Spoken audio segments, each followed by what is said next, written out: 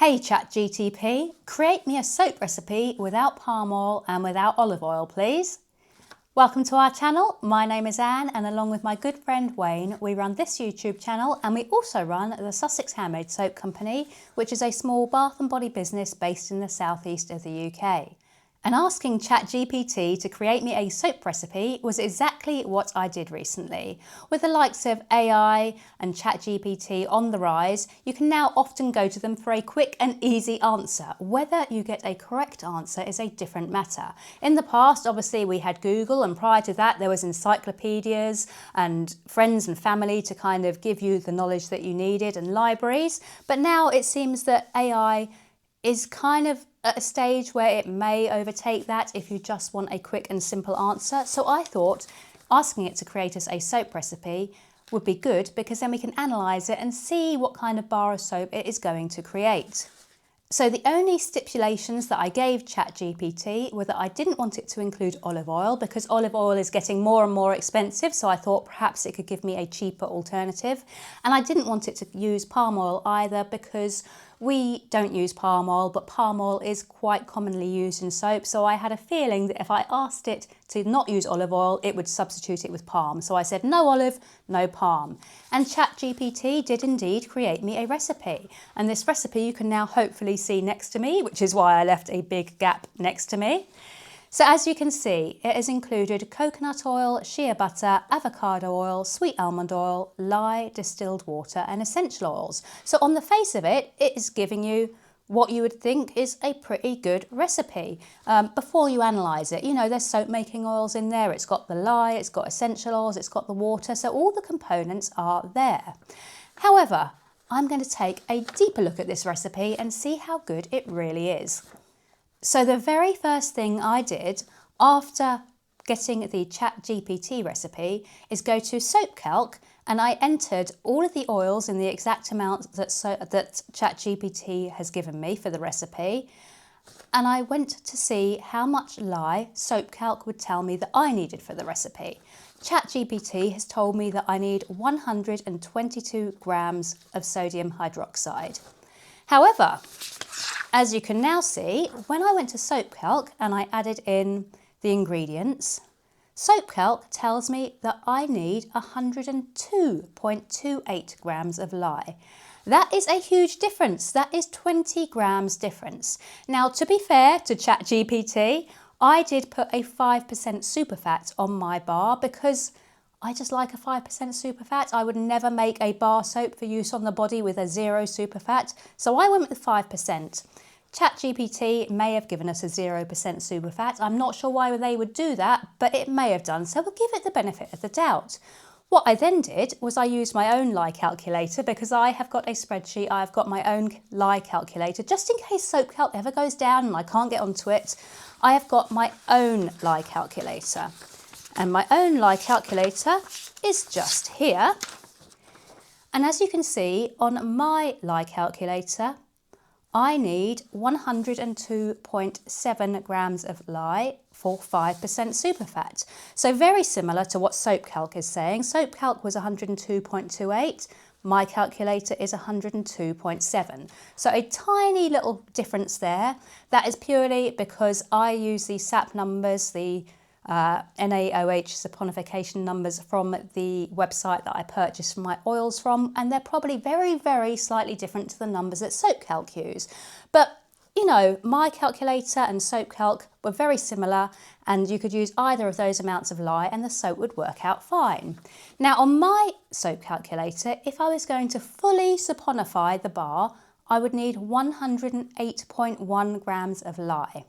That is still way, way off the 122 grams that ChatGPT said I would need. So if I was to use the amount of lye that ChatGPT is telling me to use, I would make a lye-heavy bar. That is going to be horrible for the skin, potentially dangerous. It is not good. They have created me instantly a lye-heavy bar. Now, because I'm used to soap making and I am experienced in it, I ran the numbers through other calculators and I can see that it's wrong. If you were a beginner soap maker and you just wanted a recipe to follow, if you trusted this, you may not know that your bar is going to be lye heavy. You're going to make that soap and that is going to be really bad for your skin. So instantly it fails on the lye amount. Also, I'm looking at the water amount here. 365 grams of water Chat GPT is telling me to use, with 122 grams of lye. That is more than double the amount of water to the amount of lye. And that amount of water in a cold process recipe is going to mean your bar is going to take absolutely ages to cure. And it's probably going to shrink as well, because when that water has evaporated, your bar is going to shrink. So you're going to get a lot of shrinkage from that. The huge amount of water, you're going to take longer to cure. Getting to trace is going to be a pain. Now, possibly it has given me an amount for a hot process soap. I'm not overly familiar with hot process, so possibly that amount of water would work in hot process, but it's certainly not going to be good for a cold process bar. And now I want to analyse the actual oils and the properties that they bring to the soap that ChatGPT has suggested. And ChatGPT has told me that my recipe that they have created for me is going to create me a nourishing bar of soap. It says coconut oil provides lather and cleansing, shea butter for moisturising and skin loving, avocado rich in vitamins, good for moisturising, sweet almond, gentle on the skin, helps create a mild bar.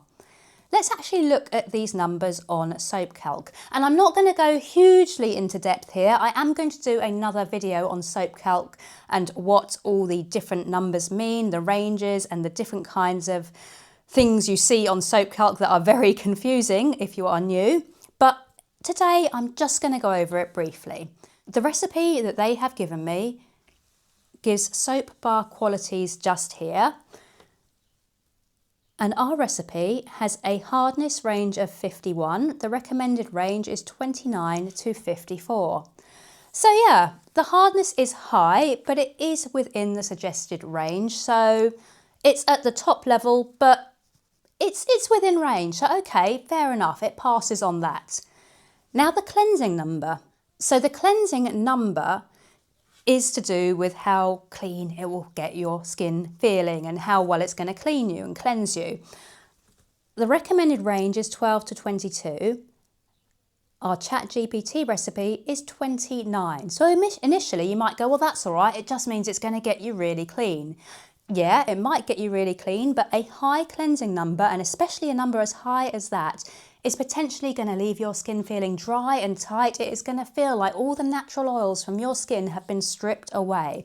And for reference, although it says 12 to 22 is the recommended range for cleansing, I would never personally go above 17, because above 17 you are starting to get to that area where you start to feel a little bit dry, especially if you've got sensitive skin. So to have a number at 29, that is going to leave your skin not feeling nourished and moisturised as the recipe promises. It's going to leave your skin feeling dry. The conditioning number down here. So our conditioning number is below the bottom range. The range is 44 to 69. In our recipe, it is 42. And a low conditioning number like that is going to contribute again to skin feeling dry or tight. It is not going to feel moisturised, it's not going to feel soft. So a low conditioning number, especially combined with that really high cleansing number, we are heading towards a bar that is not going to feel good on our skin. The bubbly number to me, it's fine. The range is 14 to 46, it's at 29. I'll give it a pass for that. There's nothing especially wrong with that bubbly number. It's looking okay. So the creamy number, 16 to 48, with our recipe being 22. So that is at the lower end there of the recommended range. And this could possibly be due to the fact, among many other things, that they haven't included castor oil in this recipe. Now, creamy is going to give you a nice lather, a nice stable lather. It's going to feel good. Without castor oil, you have got no stability of your lather, which is possibly one reason why our creamy number is quite low. Now the bubbly number is, mid to high. The creamy number is low. Bubbly and creamy often do cancel each other out a little bit, but I personally would want a creamy number that was perhaps a touch higher. Now, iodine and INS. Now, generally with iodine, it is the lower the number, the harder the bar of soap. So we have got quite a low number there. So yeah, it's probably going to create us a relatively hard bar of soap. However, it is also a case that the lower the number, the less conditioning the soap is going to feel. So that low number also tallies with what we've seen up here with the cleansing being high and the conditioning being low. So that does tally with that. We are definitely at the minute creating a soap that may well clean you, but it's not going to leave you feeling good. Lastly, we have got the INS number. And with the INS, there's a lot of things that it does contribute to, but one thing is the lower the number, the more long lasting the bar will be, and the higher the number, the less long lasting it will be. We have got a number of 172 when the recommended range is 136 to 165, and often an ideal number for INS is often given at around about the 160 mark. At 172, despite the fact that our hardness is high, with the INS being 172, we are likely going to create a bar of soap that does not last very long when you are actually using it. So not only have you created a bar that is going to strip your skin, leave it not feeling nice, it's also not going to last very long at all, which is possibly actually a good thing if the soap is that bad, because you would really want to get rid of it as quickly as possible. Now moving on to the other side, where you can see all of these funny to pronounce names here. I'm going to pronounce these how best I can. I have learnt them through reading them, so the chances are my pronunciation will be off. I apologise for that. And again, I'm not going to go into huge detail of what each of these actually mean. That will be for another video. But to run through it very quickly. So lauric acid, that will help to add to the cleansing number, our high cleansing number across here. And it will also add to the bubbly number. Now, I think that that is high. I personally wouldn't go above 15 for lauric acid. Myristic acid, we've got a number of 8. And lauric and myristic tend to go hand in hand in that they add to the hardness of a soap, they add to the bubbly quality. But I personally would not go above 25 for lauric and myristic combined, because at levels above 25, I think you really do start to get that bar of soap that feels drying, feels tight, makes your skin feel like all of the oil, the natural oils, have all gone from it. Now, palmitic acid. Now, this number is low, and the chances are it is low because this bar does not have palm oil. Palmitic acid, is often found in palm oil in high amounts. It is also found in other oils like lard and cocoa butter in not such high amounts.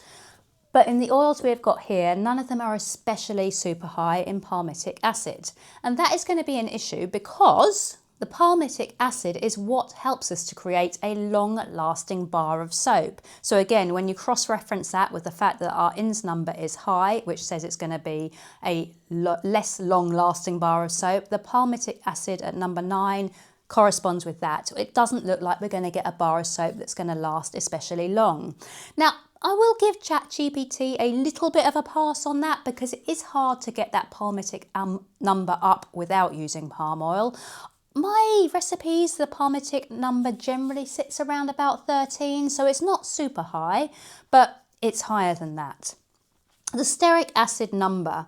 Now that is okay. That's not too bad. I tend to not go above 15 because above 15 you really are risking getting steric spots. So it's creeping up towards the 15 number, but it's fine. The stearic acid number is fine. Ricinoleic. 0. The reason that is at 0 is because they haven't got any castor oil in this recipe. Castor oil is the only soap making oil that contains ricinoleic acid, and it contains a super high amount of it.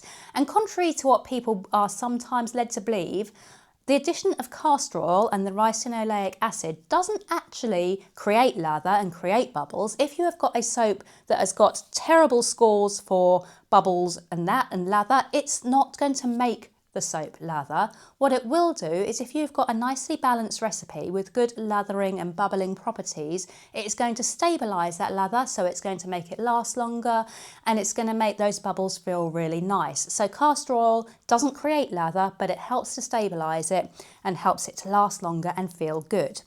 Without the castor, we have 0 on the ricinoleic option, so any bubbles that we do get, and it says it's quite a bubbly bar, so we might get a few, they're going to be bubbles that come and go. There is no long lastingness to them. They are not going to be stable bubbles. They might just be there and go. So bad score for the ricinoleic. I tend to like my ricinoleic number to be around about 5 to 10. I only add small amounts of castor oil, otherwise the soap bars can feel a little bit sticky. But 5 to 10 would be fine. 0, not fine. So the oleic number, 36, I would say that's actually okay. This helps to contribute to a nice mild bar of soap. It's 36, the soap is going to be mild, but with all of those other qualities, I don't think it's going to feel especially mild. So the oleic number to me is fine. And again, the linoleic and the linolenic numbers are both also fine. 7 for linoleic and 0 for linolenic. These are the numbers that you want to keep relatively low, because if you don't keep them low, your soap is going to be at risk of getting the dreaded orange spots. I tend to go around about 7 or 8 for linoleic, and for linolenic, I tend to go for 1 to 2. And I definitely do not go above 15 for linoleic and linolenic together. And most of the time, I keep those two below 10. So those scores are both fine. It has got a lower risk of dreaded orange spots, so your soap bar is less likely to go rancid. That's one positive, I suppose. Although with the soap bar we're going to create, I think I'd like it to go rancid so we can chuck it out quicker. And I think one of the main reasons that our soap bar is looking like it is going to be so drying and so not nice to use on our skin is that they have suggested we use coconut oil at a percentage of 42.86%. I personally would not recommend going above 20 to 30% absolute maximum with coconut oil unless you are making a salt bar or a bar with a very high superfat. And the reason for that is that anything above 20 to 30% coconut oil is naturally going to feel very drying. As I say, the only exception being a salt bar, but that's another thing. So we're not going to chat too much or divert too much to other topics at the moment, but a salt bar would be an exception there. But yeah, this isn't a salt bar. That coconut percentage is really high, and that is likely our main culprit for creating such a drying soap.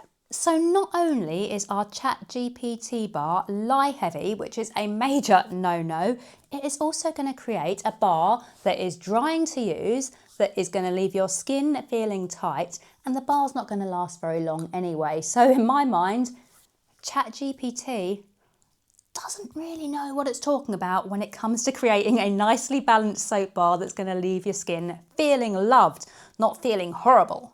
And as I pointed out, I think the lack of castor oil is contributing negatively to the creamy number. So what I did, one more little experiment, is I put in the same oils that ChatGPT had given me in my recipe, but I made one very small change. I added castor oil at 5% and reran the recipe. I didn't change anything else. I didn't even correct the incorrect lye amount.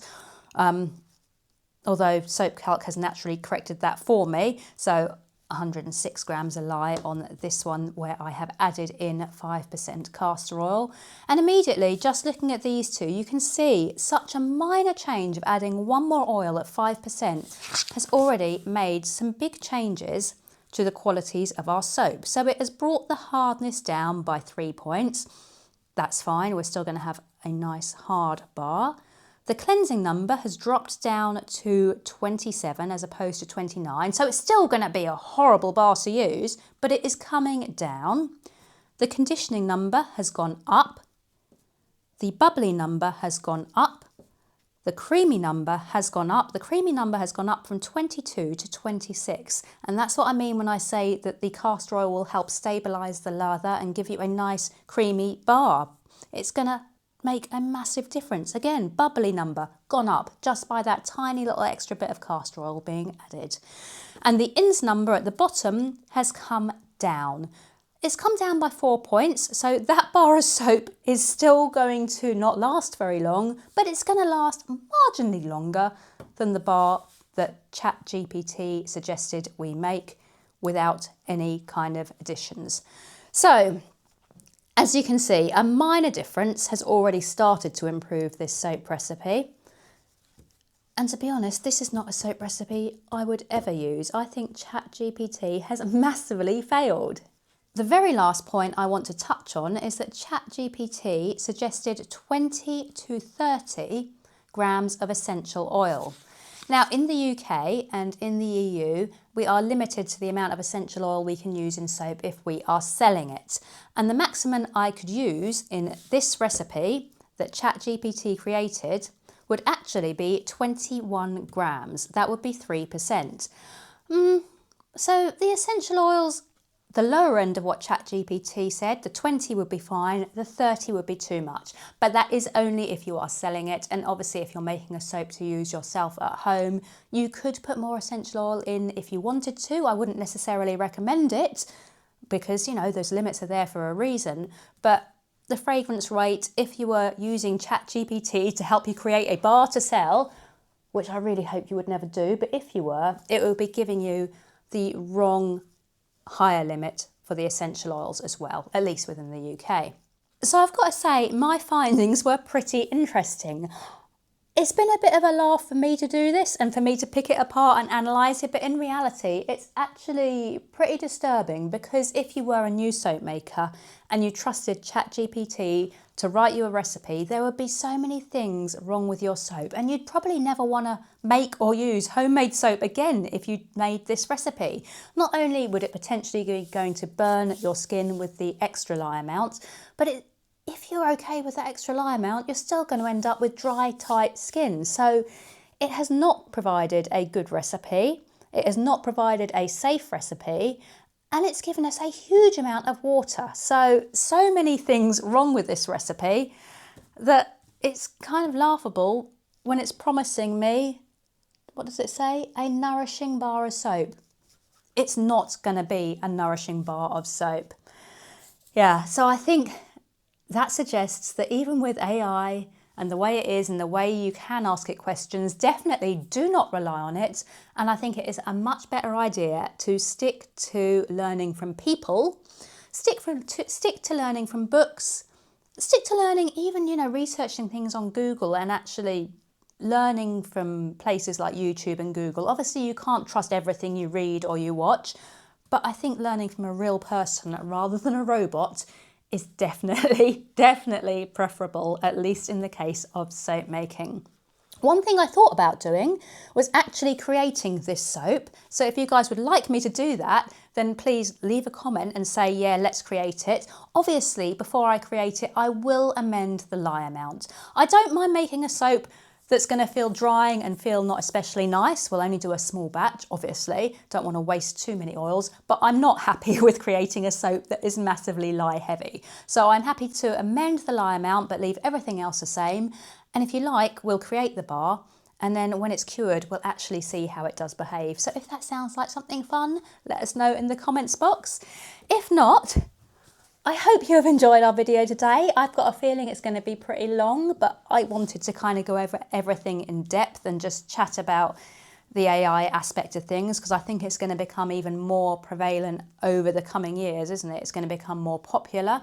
So I thought it was something important to address.